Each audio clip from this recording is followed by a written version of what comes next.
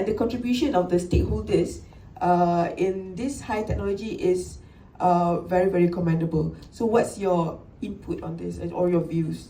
Well, this is the thing, when we talk about things that are being doing by might, it's very much, we're playing the long game.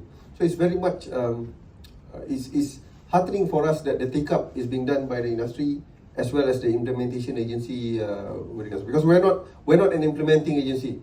I go back to your statement with regards to roadmaps, roads. Of course, at MIT we believe what we're saying is actually in terms of policy, especially now in the time of disruptions and polycrisis, you can't have a perfect policy in terms of what's coming up.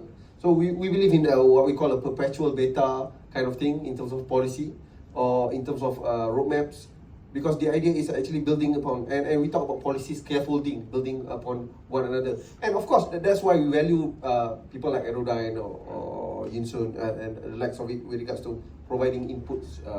I like the word that you said, you're not a policy maker, but policy influencer. And this boils down back to actually having, I think we almost share the same tagline. At Mike, we talk about 3 Cs. Then suddenly I saw in Cyberview also, we talk about conversation, collaboration, and co-creation. And I think the likes of it is also Cyberjaya, because not only panels, because I said, whenever I come into a panels like this, sometimes the conversation during coffee is a lot more interesting because due to the fact that allows us to be a bit more controversial sometimes. But I think, as I said, moving forward, as I said, this is a long game.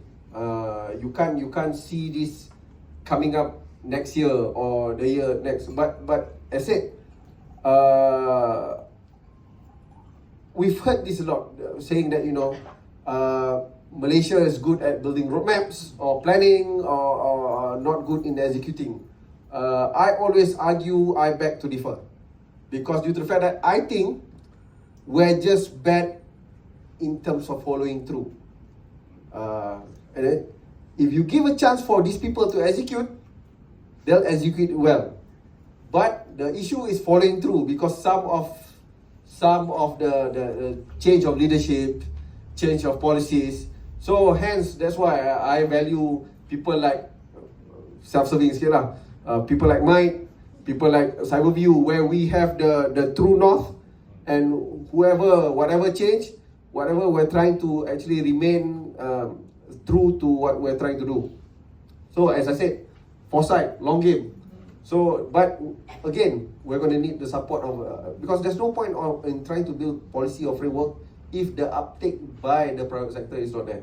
I think Cyberview will attest to that as well. They can't build cities without, having people like you to come in and support. We can't build policy. I think in terms of high-tech sector, as I said, we're number 9 in the world. We like to remain that way, but we can't build the ecosystem if you just imagine if you come one day complain to KSN or UCAS and say, Mike is not doing a good job. So the idea is always that.